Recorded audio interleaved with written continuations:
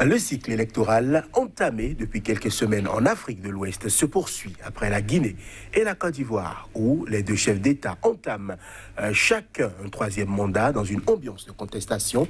Le Niger lui verra une alternance à la tête de l'État. En effet, Mahamadou Issoufou l'a assuré, il ne brigue pas un troisième mandat et respecte ainsi la constitution nigérienne. Et les candidats à sa succession sont nombreux. 41 dossiers ont été déposés au ministère nigérien de l'Intérieur pour le compte du scrutin présidentiel à venir. Tous les principaux candidats y figuraient, mais la Cour a tranché. Hama Amadou, le principal opposant, ne pourra pas se présenter. Les candidatures de Bazoum Mohamed, du général Salou Djibo ou encore d'autres leaders de l'opposition comme Seni Oumarou ou Maman Ousmane sont quant à elles déclarées recevables. Les prétendants au fauteuil présidentiel ont déjà commencé à prendre langue avec les quelques 7 400 000 électeurs qui sont appelés à voter pour la présidentielle et les législatives de décembre 2020. Quelle lecture faire de l'invalidation de la candidature du principal opposant au régime Issoufou? Les conditions pour un scrutin crédible sont-elles aujourd'hui remplies? Quid du fichier électoral, de la CENI, de la vie des partis politiques, de l'opposition, du pouvoir en place? Angle de vue se consacre aujourd'hui au Niger où, selon Jean-Yves Le Drian, la future élection présidentielle sera une référence pour l'Afrique. Niger, présidentielle du 27 décembre, rejet du dossier de Hama Amadou. Quelle implication? C'est la question trame de cette émission qui passera en revue l'actualité du moment au Niger.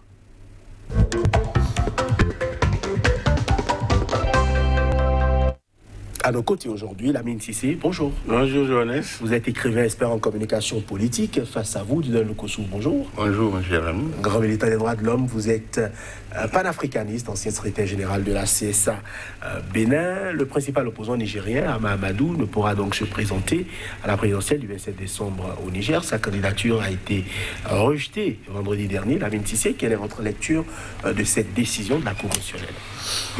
Une lecture surprenante et non surprenante à la fois.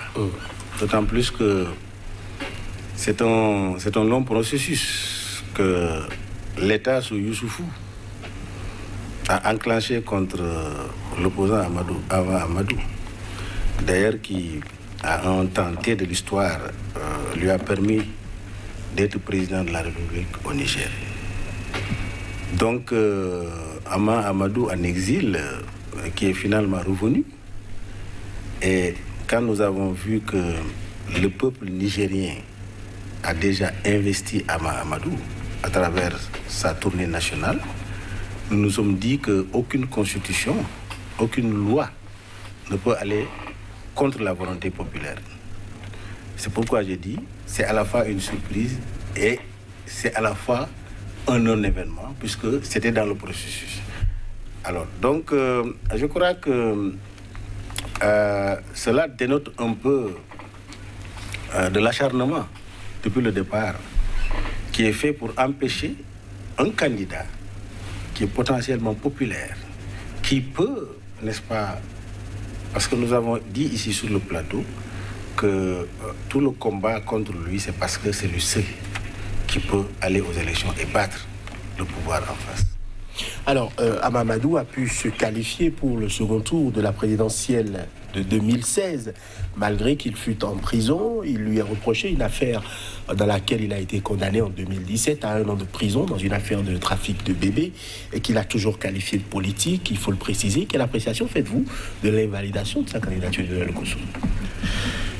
Bon, je crois que les opposants en Afrique qui peuvent gêner un pouvoir, on leur trouve toujours quelque chose à leur coller pour invalider leur candidature. D'abord, je pense que le président du Niger fait partie des exceptions, parce qu'il a dit qu'il n'est plus candidat.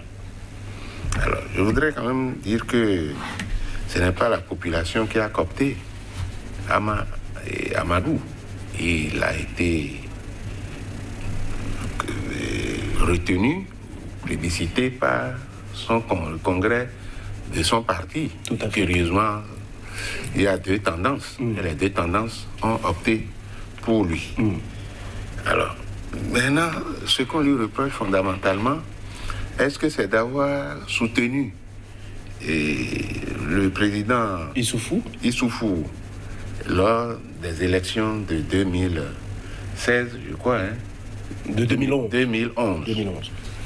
Et puis, c'est quand le président est devenu, c'est quand Amadou est devenu président de l'Assemblée nationale qu'il a eu des prétentions. Et les crocs à jambes ont commencé. Et donc, je crois que le président Issoufou, qui devait briguer un second mandat, ne voyait pas bien cette option du président de l'Assemblée d'être candidat pour s'opposer à lui. Et c'est là que les tractations ont commencé à l'Assemblée jusqu'à sa chute. Et ensuite, on lui a collé cette affaire d'enfant supposé. Et on a voulu, il s'enfuyait vers Ouaga, et on l'a arrêté, on l'a ramené. Et puis bon, il a été, dans un premier temps, jeté en prison. Et pour des raisons de santé, il est parti. Il avait brûlé 7 mois, où il restait 4 mois. Donc il est parti en France et il est revenu de lui-même pour dire, bon, il se confie au juge pour qu'on le retourne en prison. Je crois qu'il est de bonne foi. Bon, malheureusement, et on a taillé le code électoral à sur mesure et on a mis quelqu'un qui a fait 1 an de prison ne peut prétendre à être candidat. Je crois que c'est ça, sur cette loi-là, tout à fait, qui se sont basés, l'article 8 du code électoral pour l'éjecter. Bon, donc moi, je crois que si c'est la loi qui l'a frappé, bon, c'est une loi taillée sur mesure. Donc on n'a pas besoin, on n'a pas voulu d'un concurrent honnête, loyal, et sa popularité s'est traduite par son élection en 2e position pendant qu'il était en prison. Tout à fait. Donc ça veut dire que s'il est encore libre de tous ses mouvements, on sait qu'il va faire mal. Donc il vaut mieux l'arrêter tout de suite. Et ça, c'est malheureux pour notre continent. Avec ça, on fera toujours des alternances hypothéquées. Voilà, la Cour constitutionnelle a aussi invalidé des dizaines d'autres candidatures pour le scrutin du 27 décembre, coupé aux législatives, mais elle a en revanche validé 30 candidatures à la présidentielle, dont celle de Bazoum Mohamed, candidat du Parti nigérien pour la démocratie et le socialisme, PSD, PNDS, parti au pouvoir. Votre réaction par rapport à la validation de la candidature de Bazoum Mohamed? Oui, cette candidature, d'ailleurs, la nationalité de Bazoum a été attaquée au niveau de la justice. Plusieurs fois, des députés. Mais non, oui, juste là maintenant, c'est attaqué. C'est attaqué sur le plan juridique, mais la Cour constitutionnelle n'a pas voulu attendre. Parce qu'en fait, je crois que les tentatives, d'ailleurs, d'arrêter avant Amadou sont nombreuses. Hein, parce qu'ils ont voulu lui arracher son parti d'abord pour donner ça à une autre personne. Et ça a tourné à Dosso, à Zender, à sa sortie tout récent au Niger et sa rencontre avec les étudiants aux amphithéâtres. Mais vous voyez quelqu'un qui, le peuple l'a déjà plébiscité pour lui dire on te fait candidat. Alors, donc si nous voyons une Cour constitutionnelle qui est d'ailleurs mis au banc des accusés, parce que vous voyez, toute l'opposition confondue, on dit cette Cour constitutionnelle, ils n'en veulent pas pour organiser leurs élections. Ils ne veulent pas cette CENI-là pour organiser leurs élections. Et que le fichier électoral est opaque, c'est sombre, c'est pas transparent. Les cartes d'identité, le code électoral a dit qu'il faut des cartes d'identité biométriques. Mais ils ont fait une carte d'identité sécurisée. Ce qui est de là, le code électoral, on peut violer, la Cour constitutionnelle peut violer le code électoral à ce niveau-là. Mais pour la candidature de Amadou, qui peut amener un consensus, une stabilité, une paix dans le pays, qui est déjà fragile, donc il faut aller, n'est-ce pas, systématiquement à l'élimination de Amadou. C'est pourquoi je dis, il ne faut pas que l'opposition qui est là aujourd'hui, s'il y a 30 personnes qui qui sont autorisés aux élections, il ne faut pas qu'ils pensent que en allant aux élections dans ces conditions-là, quelqu'un peut gagner les élections. C'est pas possible. C'est impossible. Le système est verrouillé. Donc c'est verrouillé. Le coup d'État est déjà fait. C'est un coup d'État constitutionnel et institutionnel. Parce qu'actuellement, les chefs d'État en ont fait un modèle. C'est-à-dire qu'ils ne font pas des coups d'État militaires, mais ils font des coups d'État institutionnels contre le peuple. Parce que c'est le suffrage du peuple qu'ils détournent au profit d'un clan. Vous voyez? Et quand vous voyez dans cette dynamique, vous voyez la femme du président, le fils du président, qui sont impliqués politiquement, c'est parce qu'il y a une mafia politico-bureaucratique et même parfois religieuse qui veut préserver un certain intérêt.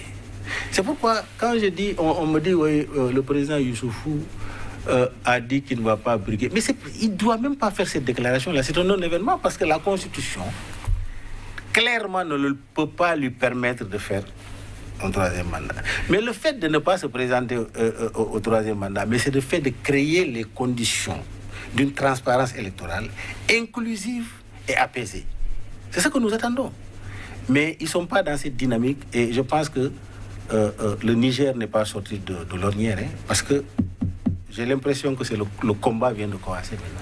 Alors, visiblement, pour Jean-Yves Le Drian, ministre français des Affaires étrangères, le Niger va offrir une leçon pour l'Afrique à travers les prochaines élections, mais visiblement, on a l'impression que les conditions pour que cette élection soit transparente, inclusive, ne sont pour l'heure pas forcément garanties. Quelle est votre lecture de cette sortie? Bon, enfin, moi je crois que ces sorties tam-tam, ces sorties spectacle, ça ne sert à rien.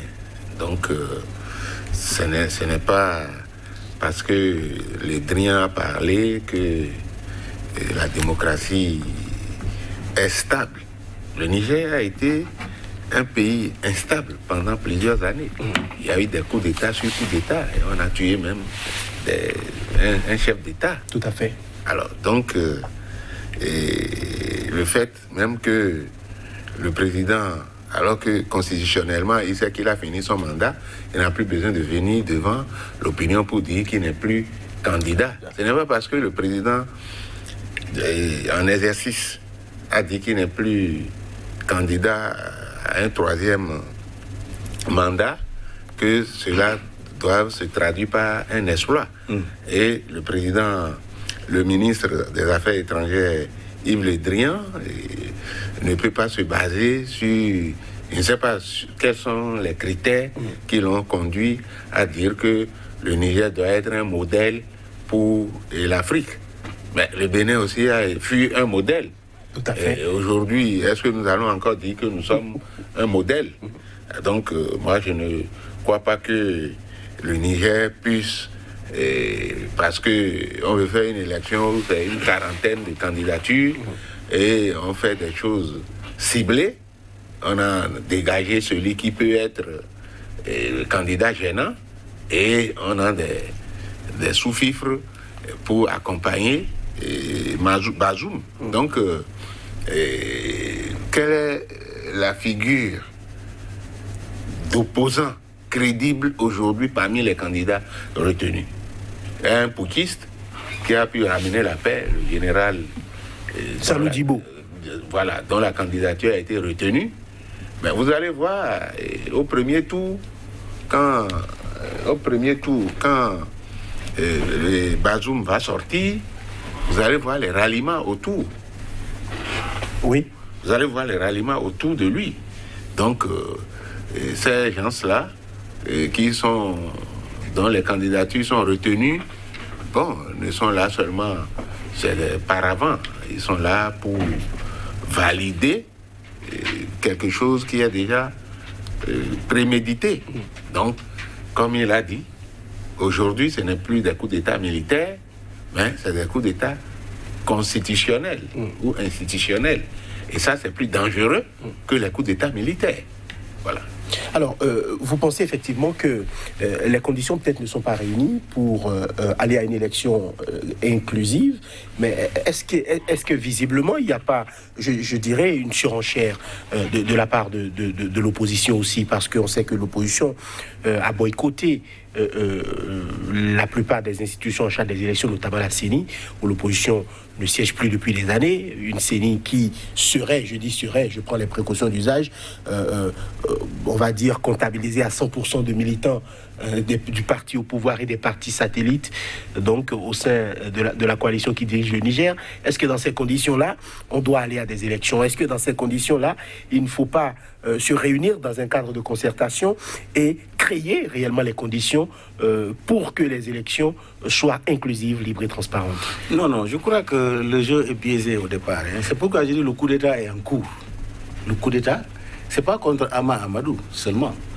Le coup d'État, en réalité, c'est contre, excusez-moi, c'est contre le peuple nigérien. Le coup d'État est en marche parce que Youssoufou, le président Youssoufou va assurer ses arrières, c'est tout. Et il va assurer ses arrières. Je me rappelle un peu du discours du président Ama, qui a averti que Youssoufou voudrait mettre le ministre Bazoum à sa place pour qu'au finish, que son fils puisse prendre la relève. Donc, vous voyez comment c'est calculé l'État en Afrique. Comment c'est calculé? C'est calculé de telle sorte que il faut assurer ses arrières et les arrières de ses arrières dans une république. Alors, moi, je dis tout simplement que l'opposition n'est pas en train de jubiler parce qu'il y a une coalition de l'opposition qui a une plateforme revendicative. Tout à fait. Pour dire, tant que ces éléments-là ne sont pas satisfaits, il n'y aura pas d'élection. Parce que c'est par ces voies-là où on ne sait pas le fichier électoral et comment. On ne sait pas, personne ne maîtrise le fichier électoral. Et ensuite, la CENI est composée des gens qui sont bien sucrés, qui applaudissent le président, etc., etc. Donc le processus électoral est opaque, c'est pas transparent. Donc toute opposition qui voudrait aller en campagne dans ces conditions-là est en train de plébisciter le candidat du pouvoir. C'est ce qui est la vérité. Et le candidat du pouvoir, même sa candidature pose un problème. Ça pose un problème. Maintenant, si ça pose un problème de stabilité sociale au Niger, ça pose un problème. Parce que quand j'écoute les Nigériens, ils disent qu'il n'est pas nigérien. Moi, je ne le dis pas. C'est-à-dire que je ne suis pas dans la dynamique là. Ce que je souhaiterais est qu'il y ait une compétition ouverte où il y a l'égalité des chances. Comme aujourd'hui, ça se fait au Burkina Faso. Est-ce que vous avez entendu? Il y a un candidat même qui est en exil, dont la candidature a été déclarée recevable. Un candidat qui est poursuivi par la loi. Mais sa candidature, tout à fait, a été déclaré. Il n'est pas descendu. Mais les gens sont sur le terrain pour faire la campagne pour lui. Non, c'est pour vous dire.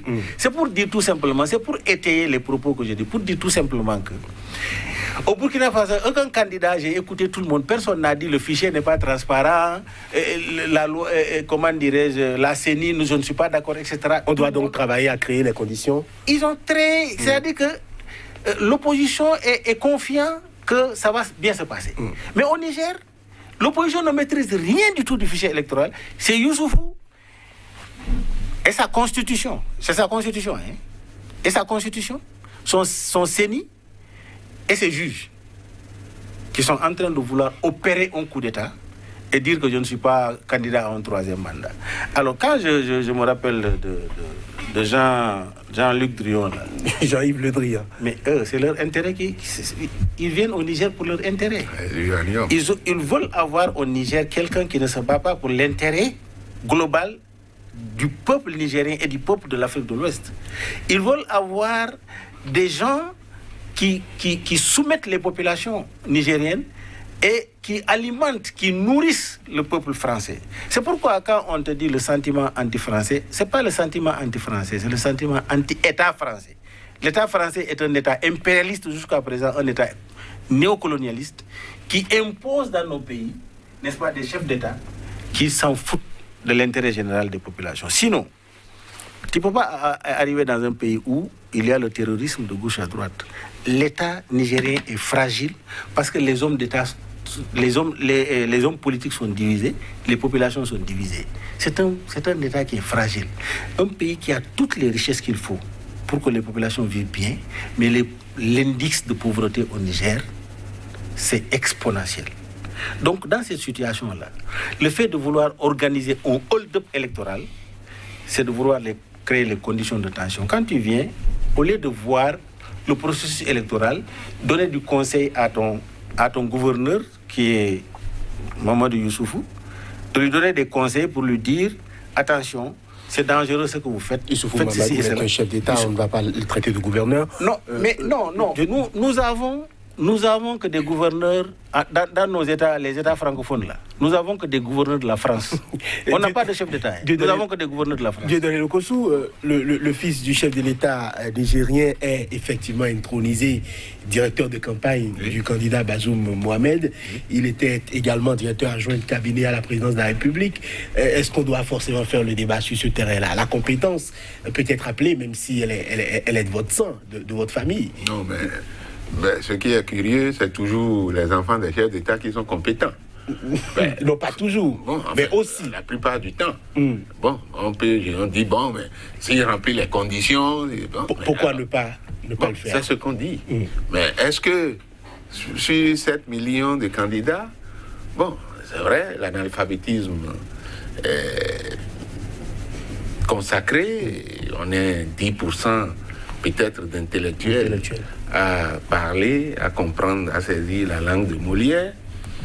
Mais est-ce que parmi tous ces cadres-là, c'est le fils du président qui doit être désigné comme directeur de campagne d'un candidat dont la nationalité est contestée? Mais moi, je ne suis pas d'accord avec les Nigériens, que ce soit maintenant seulement qu'ils trouvent que M. Bazoum n'est pas nigérien. Ça n'a pas d'importance. Alors, donc, ils ont déféré l'affaire au tribunal et s'il n'était pas désigné comme candidat, il n'allait pas certainement réagir de cette façon. Donc, moi, je ne suis pas fondamentalement contre que les enfants de certains chefs d'État puissent être appelés à occuper des fonctions politiques si réellement ils ont les compétences. On a vu Mitterrand ici, moi j'ai vu son fils au Togo qui était journaliste, votre confrère, et puis bien après il est revenu aux affaires, il est mêlé à des trucs en Angola, et ainsi de suite. Bon, donc ce n'est pas idéal. Lorsque vous voulez quitter complètement une fonction, retirez-vous avec votre famille. Ne laissez pas des laquais, des gens qui sont là pour... Bon, c'est comme si on a quitté et on n'a pas quitté. C'est comme le mouton.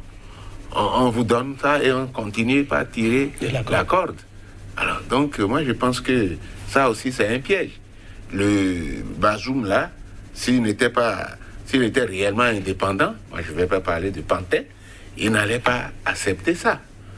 Donc, vis-à-vis du peuple, il y a un complot permanent avec ceux qui nous gouvernent aujourd'hui. Ils prônent la vertu, mais à côté, c'est autre chose qui se font. Donc, ils font du mal à leur peuple.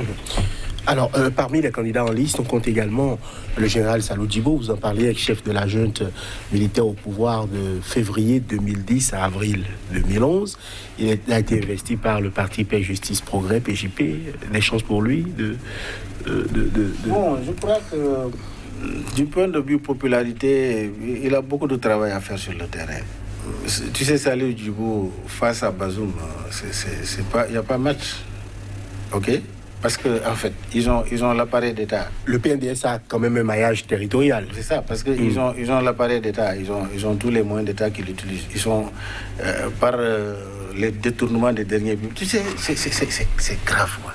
C'est-à-dire que ce qui se passe au Niger, quand vous pensez, Youssoufou a pu réussir à mettre les officiers, l'armée dans sa main.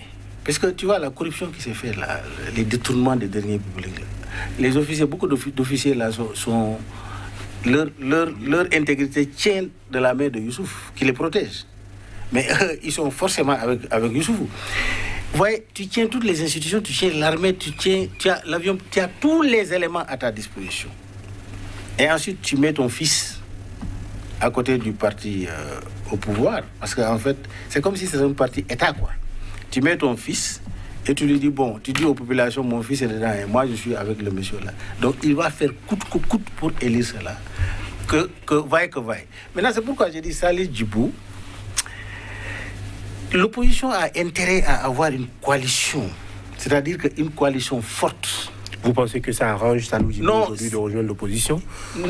Salih Djibou, sans l'opposition, il ne peut pas aller, c'est pas possible. Salih Djibou, c'est-à-dire qu'il n'y a pas un parti de l'opposition dont la candidature a été admise qui peut aller seul ou bien qui peut faire quelque chose devant le PNDS Taraya. Aujourd'hui, c'est pas possible. Alors qu'on est en train de saper leur morale, de dire, bon, on a extirpé Amadou, puisque c'est l'opposant le plus populaire. C'est la personne la plus crainte dans la politique nationale nigérienne. Il faut l'extirper. En l'extirpant, ils veulent en même temps diviser cette opposition-là. Et si cette opposition joue ce jeu-là, les plateformes revendicatives, ils ne se joignent pas pour régler ce problème plateforme revendicative-là et refuser d'aller aux élections dans ces conditions-là. Mais c'est fini.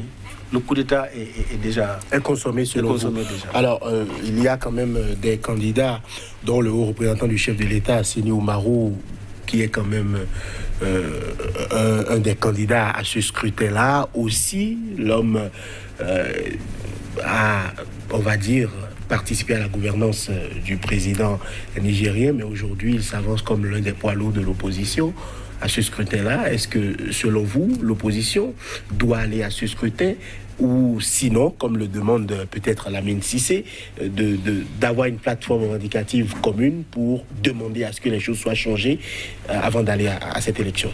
Non, moi je crois que celui qui a eu l'onction officielle du chef de l'État a beaucoup plus de chances de gagner cette élection. Ouais. Donc l'autre, c'est un machin de complaisance. Et ça peut être aussi dans le sillage du coup d'État en cours. Bon, maintenant, je reviens sur le cas de Salih Djibou. Vous savez que c'est lui qui a sauvé quand même à un moment donné le Niger. Tout à fait. Parce que le président Tandia, qui avait dit qu'il n'avait pas fini le développement du Niger, il a créé un slogan farfelu là qu'on appelle Tarzaché et le Niger était au bord de l'éclatement. Et donc c'est lui qui est venu mettre fin à ça.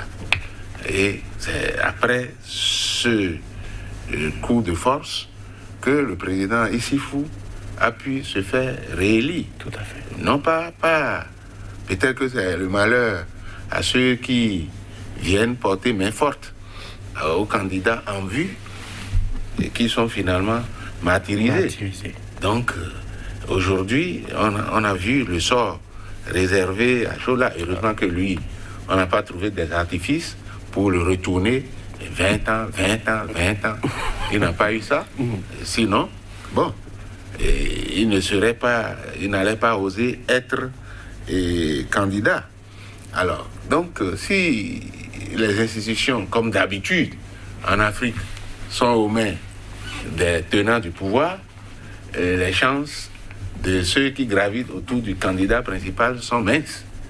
Parce que celui qui a en Afrique, il est rare. Il est rare de voir un chef d'État en fonction et se présenter et échouer. Il y a tous les artifices qui sont mis en place pour dire qu'il a réussi. Et on trouve toujours des arguments. Si ce n'est pas des fautes mineures, ça doit être des fautes majeures. Donc, toute la misère est créée à des opposants, même s'ils sont de bonne foi. Alors, donc, moi, je crois que Salih Djibou, c'est un décor. Il n'a aucune chance d'émerger, même s'il émergeait, s'il avait 1,0,2%, bon, il va se joindre Parce que lorsque les gens font l'expérience du pouvoir, ils ont toujours l'envie d'y rester ou d'y revenir. Sinon, bon, lui, il a fini, il a fait son coup d'État, il a rétabli la légalité républicaine, mais tout ce qu'il pouvait faire, c'est de rester là-bas, de finir sa carrière, se contenter. Soit, bon, il n'est plus militaire, ben, il a une pension du président retraité, du président qui a fini le mandat. Donc, il a rendu de bons services à ce peuple, mais aujourd'hui, les peuples oublient vite. Les peuples oublient vite. Donc, et je pense que le Niger, malgré l'apologie faite par le ministre plutôt français des Affaires étrangères, le Niger n'est pas sur une bonne pente. Alors, aujourd'hui, par rapport au scrutin à venir, il y a l'opposition qui fait un certain nombre de dénonciations. Ils parlent d'un fichier électoral opaque auquel ils n'ont pas pu avoir accès. Mais l'OIF, quand même, à travers une commission, est venue pour auditer le fichier électoral et a déclaré que le fichier était propre. Dans ces conditions-là, où, heureusement ou malheureusement, j'aimerais avoir votre avis là-dessus, où nous avons des institutions, aussi bien internationales que des institutions régionales, qui viennent dans nos États pour légitimer les processus électoraux en cours, pour saluer la réélection brillante de certains chefs d'État, alors même que des crises profondes existent dans les États. Quel est-ce que vous proposez pour répondre à cela? Est-ce que nous ne sommes pas au-delà de tout en train de faire des débats qui ne poussent pas nos dirigeants à prendre en compte l'aspiration de leur population? Est-ce que ce n'est pas perdu d'avance? Non, vous savez, OIF, c'est le bras armé de la France-Afrique. Donc, pour vous, cette institution-là n'est pas... Mais avant que l'institution soit crédible, il devait avoir trouvé sur le terrain de la crédibilité entre le consensus entre les hommes politiques d'abord.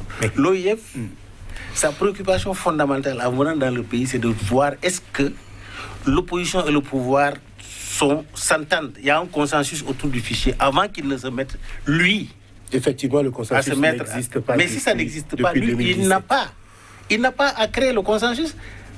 C'est-à-dire que par quel subterfuge, lui, il peut dire que c'est bon. Ce qui veut dire que c'est une ingérence. D'abord, c'est une ingérence. Moi, je considère ça que c'est une ingérence. Et il ne... tu sais qu'avant d'auditer un fichier, il y a des termes de référence. Quels sont les termes de référence? Est-ce que les termes de référence ont été consensuels entre le gouvernement et l'opposition? Non. L'opposition dit ne pas avoir eu accès au fichier. Ils n'ont pas accès. Comment on peut aller aux élections et ne pas avoir accès au fichier? D'ailleurs, la tricherie commence par là. Est-ce que l'OIF, il fait la même chose au Ghana? Est-ce que le Ghana, ils ont des problèmes de transparence électorale? Au Cap-Vert, ici, est-ce qu'ils ont un problème de transparence? C'est dans nos pays francophones où on voit ces organisations satellites qui maintiennent des chefs d'État qui promeuvent, n'est-ce pas, leur manger. Parce qu'en fait, c'est pour avoir dans nos pays des gens qui ne répondent, n'est-ce pas, qu'aux intérêts supérieurs de la France, pas aux intérêts du peuple. Parce que si Youssoufou, Amadou Youssoufou, le président, si vraiment il est à l'écoute de son peuple, à l'écoute des Nigériens, il voit le peuple nigérien avec enthousiasme, engagement et détermination. C'est pour te rappeler un peu que le candidat Amadou, ce sont les militants qui dépensent pour le fonctionnement de son parti. Ce sont les militants engagés. Il y a des militants jusqu'à la base qui sont prêts, qui font tout, qui sont des militants mobilisés, organisés. Et il a vu ça sur le terrain. S'il est épris de paix et il a le sens de la démocratie, il devait avoir la chair de poule pour dire franchement, le peuple nigérien m'a donné une indication précise par rapport à ce que je dois faire. Mais c'est pas ça, parce qu'ils sont dans un carcan où leur clan, le clan qui les compose, ils sont dans des compromis qu'il ne faut pas que quelqu'un comme Amadou vienne les remplacer. Sinon, comment vous pensez que ce n'est pas déjà plié si l'opposition n'a pas accès au fichier, si la carte d'identité qui vont aux élections ne fait pas un consensus, et si par exemple on recale des candidats populaires et que c'est le fils maintenant qui est le directeur de campagne du candidat du PNDS Taraya, mais ça veut dire que déjà le coup d'État est en marche. C'est pourquoi j'ai dit, il faut que cette opposition-là, parce que la population, elle est prête à ne pas qu'on vole son intention et son suffrage. Ce peuple nigérien que je vois. Mais il faut qu'elle soit organisée par ces partis de l'opposition-là. Il ne faut pas qu'ils pensent que, oui, bon, je vais avoir le soutien d'Ama Amadou, ou bien, comme Ama Amadou n'est pas là-bas, moi je suis candidat, les autres, non, non, non. Dans la dispersion des forces, ils sont en train de faire, n'est-ce pas, la part belle, n'est-ce pas, au pouvoir en place. C'est pourquoi moi je dis, j'attire leur attention. Le combat doit continuer. Il y a le Mali qui a réussi. Il faut que le Niger aussi réussisse à vouloir vraiment exprimer la volonté populaire, ce que le peuple nigérien veut vraiment. C'est pourquoi je souhaite que ces élections-là, il n'est pas tard pour rectifier. Parce que dire que bon, nous sommes à quelques semaines des élections, c'est pas un alibi sérieux. Vaut mieux réparer au lieu d'aller réparer après. Alors moi, je souhaiterais que le processus soit à la portée de toute l'opposition et que les instruments qui sont liés, n'est-ce pas, à l'organisation des élections soient contrôlés par au moins qu'il y ait un audit du fichier et que vraiment qu'il s'assoie sur la table pour qu'il y ait un consensus. Maintenant. Alors, le fait que la candidature de Amadou soit mise au calendrier grec, c'est de la volonté tout simplement du président Youssoufou. C'est de sa seule volonté. Et c'est pas normal. C'est pas du tout normal. Moi, je crois que par rapport à la validation des fichiers de ces organismes-là, je crois que c'est le néocolonialisme et qui continue de fonctionner. Nous sommes dans une prostitution totale. Est-ce que lorsqu'on veut voter en France, lorsqu'on veut faire une élection, c'est l'OIF qui va valider? Nous avons des structures en place. Si cette structure-là est crédible, on n'a pas besoin de la CEDEAO, de l'Union africaine, ou ceci ou cela. Alors, pour moi, s'agissant du contrôle du fichier électoral, la règle de parité doit prévaloir.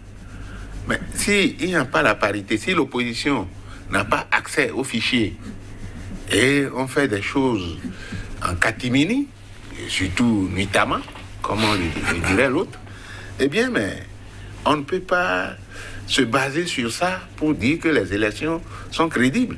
Il y a toujours la contestation en Côte d'Ivoire. Quelqu'un qui n'a pas droit à un troisième mandat, mais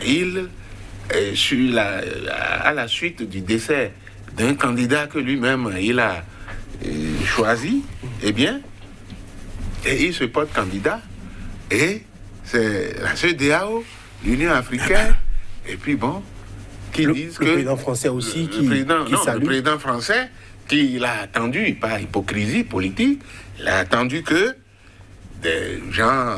Bon, il a pris langue, certainement sous son conseil avisé, avec le président Kona Bédié, pour dire, bon... parce que le fait accompli est déjà là. Et lui-même, il a dit, il est prêt à négocier, à dialoguer après l'élection présidentielle. Mais si aujourd'hui, par miracle, un militaire se lève et renverse ce chose-là, on va me dire qu'il a violé la Constitution. Donc, les gens même qui violent les machins, ils sont en train de créer des jurisprudences. Et quand tu violes, un autre peut violer. Parce qu'aujourd'hui, dans ces pays-là, on est dans une situation de confusion. Donc, lorsque on est dans un état de confusion, mais la République n'existe plus. Donc, chacun fait ce qu'il veut. Donc, moi, je me méfie beaucoup de l'OIF, de la CEDEAO. Mais c'est pas eux qui votent, qui viennent voter. C'est la population qui souffre. Donc, on ne peut pas donner une carte blanche, dire à ces institutions-là, bon, parce qu'ils ont parlé, c'est une parole biblique, c'est une parole évangélique. Non. Je crois qu'il y a quelque chose va falloir clarifier pour avancer. Sinon, notre démocratie, de jour en jour, descend dans le caniveau. Voilà. Alors, Lamine Cissé, la coopération militaire était aussi au programme. On va en finir avec la descente de Jean-Yves Le Drian à Niamey. Mais le Niger, comme ailleurs dans la région, ce n'est pas que le Niger. On a l'impression que la population comprenne de moins en moins l'utilité de l'implantation des bases militaires étrangères dans les pays. Par rapport à la coopération militaire, il y a quand même un travail important qui est fait par la France pour aider les États à résoudre la question terroriste. Mais c'est la France qui a amené le terrorisme chez nous, là. C'est la France. Et la France... En quoi faisant? Vos accusations sont graves. Mais c'est pas la France qui a tué Kadhafi. Ah non, mais ça... Non, là tu peux pas contester ça. Incontestablement, c'est la France qui a tué Kadhafi. C'est un mandat de l'OTAN. Non, quel mandat de l'OTAN? On ne lui a pas dit d'aller tuer Kadhafi, hein. On lui a dit d'aller protéger les civils. Ils ont tué Kadhafi, tout simplement. Et ils ont laissé la Libye se désintégrer. Et c'est ce qui nous frappe là. Et ensuite, ils sont venus, c'est pour sauvegarder leur base arrière. Parce que l'uranium là, qui éclaire toute la France là, il faut protéger ça là. Mais le Niger va produire le pétrole, le gaz, etc. Et le Sahel, tu sais, c'est une zone qui est très riche. Et il y a le Mali, ils sont allés au Mali pour créer, n'est-ce pas, vouloir diviser le nord et le sud. Cela a été dévoilé parce que le peuple malien a pris ses responsabilités. La France n'est pas là pour nous aider. La France d'abord est là pour réparer ses dégâts et pour sauvegarder ses intérêts. C'est ça qu'il faut comprendre. Alors donc, moi, ces coopérations-là, c'est des coopérations néocolonialistes. Nous savons, et la France est en retard par rapport à l'évolution des mentalités des populations africaines. Et il est temps qu'il se rectifie dès maintenant. Parce que s'il ne se rectifie pas dès maintenant, le peuple africain va se soulever contre la France. Et ça va être dramatique pour ce pays-là. Alors moi, c'est pourquoi toutes les implications dans nos élections, c'est justifié. La France sait que Youssoufou est impopulaire avec son gouvernement. Il sait que la transparence électorale, Youssoufou, quel que soit, même si lui-même il est candidat, avec la transparence des élections, ils vont le battre. Amadou va le battre dans les urnes. Si c'est transparent, il le sait. Maintenant, c'est la raison pour laquelle il ne peut pas aller à la transparence électorale parce qu'il y a tellement de dégâts commis. Il ne faut pas qu'on soulève la marmite pour que tout le monde voit ce qui ne va pas. C'est la raison fondamentale. C'est la peur qui est dans le camp du pouvoir. Et il s'érige en dictateur. On a parlé d'Alpha Condé qui a pris les armes pour tuer, pour réviser la Constitution. Mais lui, il est en train de prendre l'arme la plus sophistiquée en se montrant démocrate, alors qu'en réalité, il n'est pas en train d'instaurer la démocratie dans son pays. C'est la dictature qu'il est en train d'instaurer dans un pays aussi fragile et contre la volonté des populations nigériennes. C'est ce qui est dramatique. Alors, un dialogue a été annoncé il y a environ un an par le pouvoir et l'opposition en vue d'apaiser le climat politique tendu. Le dialogue n'a toujours pas commencé. Qu'est-ce qui pourrait l'expliquer et qu'est-ce qu'on pourrait proposer concrètement? Non, les gens qui sont au pouvoir sont toujours dans du dilatoire. On préfère prendre du temps. Mais je voudrais revenir un peu sur les propos. Ce que l'autre a dit. C'est pour dire que la France même, à travers le général de Gaulle, a dit que la France n'a pas d'amis, n'a que des intérêts. Que des intérêts. Alors donc, si la France n'a que des intérêts, à travers le soutien armé dont vous avez fait allusion tout à l'heure, je crois que la France est là pour protéger ses intérêts. Vous voyez, nous sommes en pleine campagne au Burkina et on a encore tué 14 soldats la dernière fois. Mais pourtant, il y a Barkhane qui, par un moment, vient tirer sur quelqu'un et puis bon, on en fait une grande publicité. Et nous sommes dans une guerre interminable. C'est la guerre de 100 ans. Parce que on ne peut pas déployer cette armada et que les terroristes continuent. Donc, moi je pense que lorsque l'on parle du dialogue, c'est quelqu'un qui est au pouvoir, c'est lui qui prend l'initiative. Et puis, moi je ne crois pas à la vertu du dialogue si vous faites un dialogue et vous choisissez qui vous voulez, ben, le résultat final, c'est qu'il n'y a pas eu de dialogue. C'est une concertation entre groupes d'intérêt politique. Donc, ces élans de dialogue ou de concertation, ce n'est pas toujours entouré de sincérité. C'est pour bluffer, pour faire du dilatoire, et en dessous, on continue. Alors, lorsqu'on dit, par exemple, qu'on lutte contre la corruption, moi, je fais souvent des extrapolations. Et que, bon, quand ils sortent, mais on distribue des sous. Moi, j'ai écouté quelqu'un sur Facebook hier qui a dit que le président Talon est, depuis 20 ans, l'homme le plus politique, et que lui, il est allé chercher 400 millions chez lui au profit de son parti. Alors, donc, lorsque la corruption vient du sommet, mais on ne peut pas corrompre des gens pendant des années et après dire qu'on est là pour rectifier. Ça va être difficile. Donc, nous sommes toujours en Afrique dans le jeu de la corruption. Alors, selon vous, on est en train de faire le lien à la crise post-électorale. Est-ce qu'il n'y a pas de propositions concrètes à faire aujourd'hui pour que la situation soit décantée? Est-ce que le boycott arrange l'opposition? Non, c'est pas le boycott. Aujourd'hui, l'opposition a intérêt à se battre pour faire prévaloir ses droits. Parce que s'ils ne se battent pas, ils vont être éliminés individuellement. Se battre en quoi faisant? Mais collectivement, d'aller sur le terrain et de se battre, il faut des rapports de force.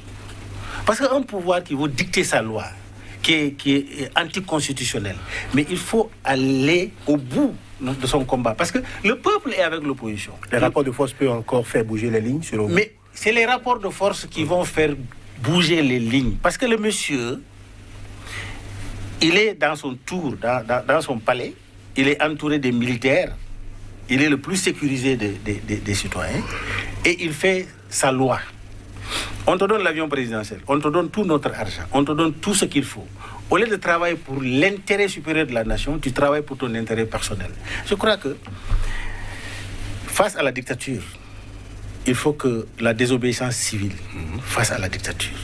Et quand l'opposition ne vont pas en bloc, ils vont être sacrifiés individuellement.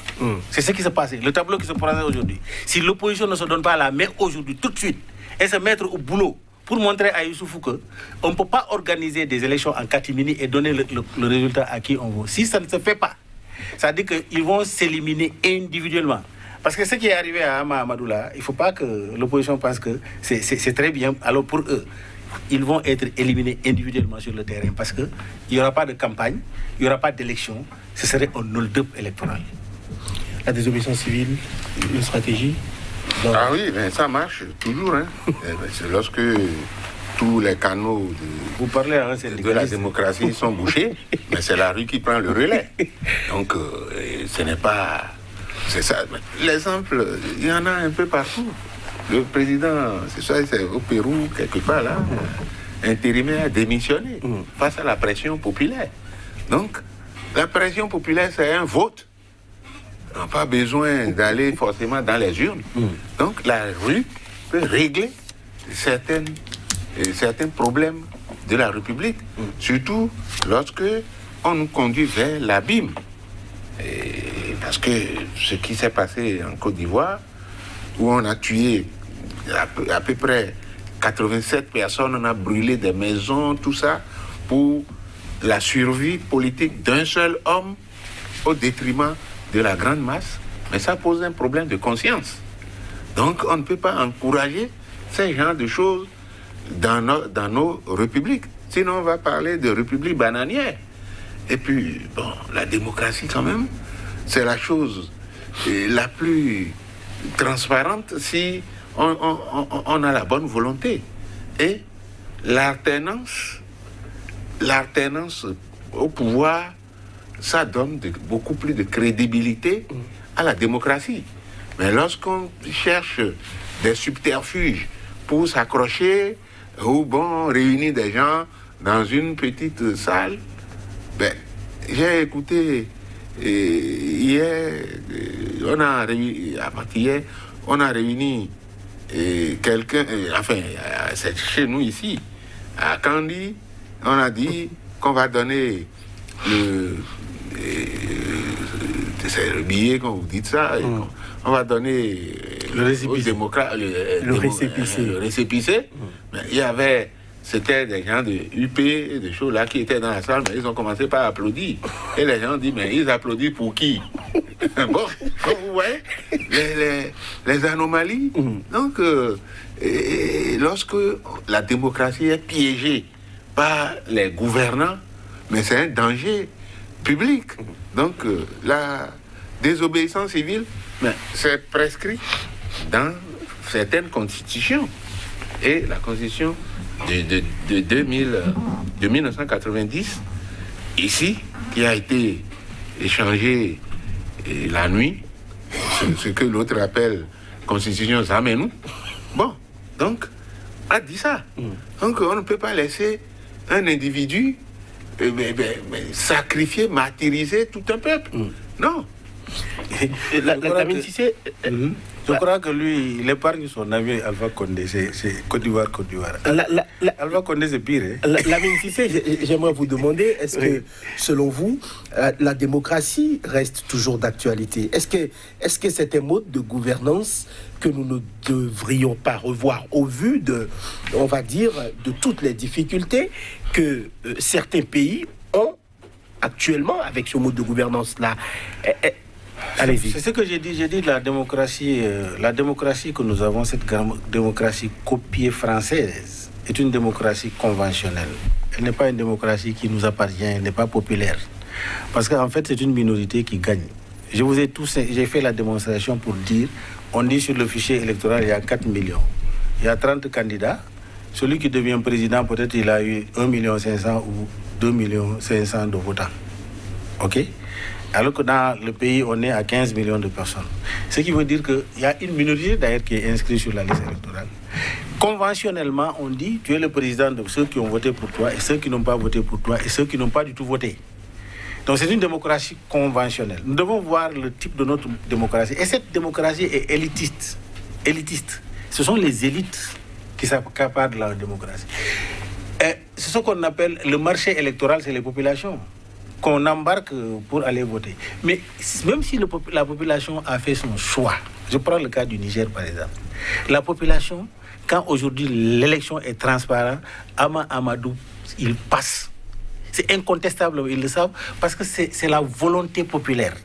Mais ils embrigadent ça, c'est-à-dire qu'oppriment ça dans un carcan constitutionnel et institutionnel qui ne nous appartient pas. C'est pourquoi il faut revoir notre type de démocratisation. Et aussi, il faut voir le rôle fondamental que les partis politiques doivent jouer. Parce que le militantisme pose problème. La politique est devenue mercantile. Il faut avoir de l'argent pour pouvoir acheter les consciences et ensuite s'enrichir après, quoi. Oui. C'est ça la politique. Et dans cette dynamique-là, on ne peut pas gouverner dans la transparence. On ne peut pas gouverner pour des politiques de développement à l'intérêt des peuples. Il faut qu'il y ait de la transparence, la lutte contre la corruption. Il faut d'abord que le processus électoral soit transparent. Si ce n'est pas transparent, le reste ne peut pas être transparent. Donc la démocratie reste toujours le meilleur moyen d'accéder au développement, selon vous? Oui, si le jeu est bien clair. Si le jeu n'est pas clair et l'élection est faite ou accompagnée de la grande corruption, achat de conscience, mais quelqu'un qui investit des milliards dans une élection, eh bien, mais il sait qu'il a investi. C'est un marché. Donc lorsqu'il vient, il faut qu'il ramasse d'abord ce qu'il a investi avant de penser développement. Et puis, les gens font du saupoudrage. On fait du saupoudrage et puis après, on laisse le peuple, la population, dans la grande misère. Moi, je n'ai pas Parce que lorsqu'on parle de développement, il faut que les citoyens, les populations qui vous concèdent une partie de la souveraineté puissent manger, puissent se vêtir, se nourrir, envoyer les enfants à l'école. Mais quand dans certaines classes, pas forcément ici, nous sommes en Afrique, vous voyez des tables bancs, sans maître, sans professeur, même dans les universités, on s'assoit sur des pierres, mais on ne peut pas parler de développement. Voilà qui est clair. Votre mot de fin par rapport au Niger? Oui, mon mot de fin par rapport au Niger, c'est demander à Youssoufou de rectifier. Parce que, en fait, il est en train de... Moi, je ne sais pas quel problème il a contre Amadou. Un homme qui peut apporter beaucoup au Niger. On a besoin de réunir tous les potentiels, toutes les compétences autour du Niger aujourd'hui.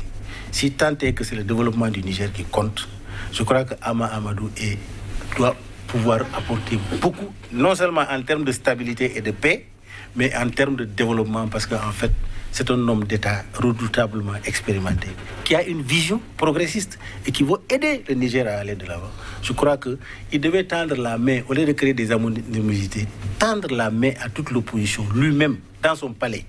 Les appeler en conclave, ils s'assoient, ils disent sur la table, c'est le Niger qui nous intéresse, qu'ils parlent entre eux et que le consensus y sorte pour que tout le monde aille aux élections.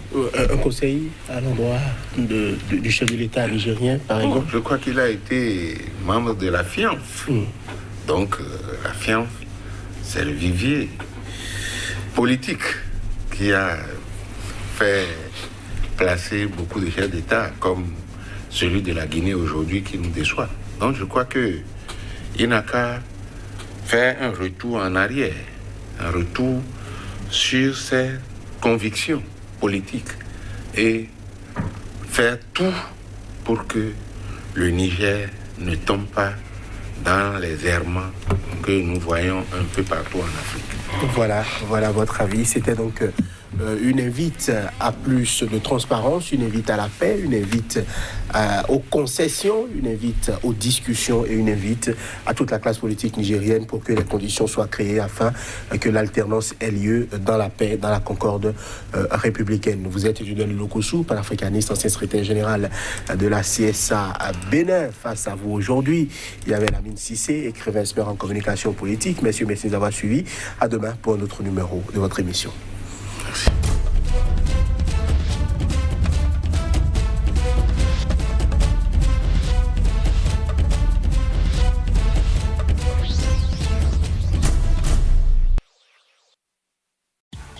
Voici enfin le vrai visage des informations d'un continent africain qui bouge. L'Afrique, continent de l'avenir. Les grands investisseurs vous diront qu'investir en Afrique, c'est investir pour un avenir radieux.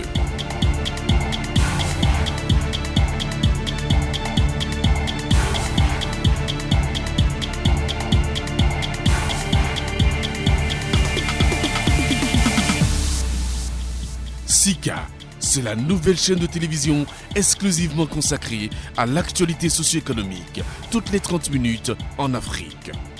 Sika, c'est la chaîne des grands investisseurs, de l'actualité des investissements et de l'évolution des affaires sur le continent.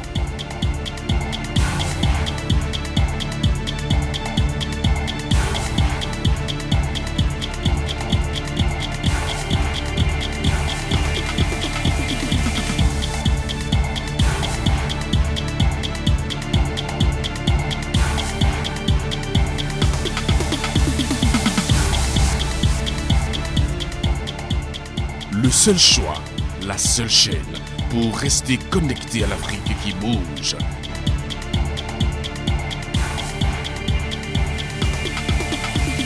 Sika, le vrai visage de l'actualité en Afrique.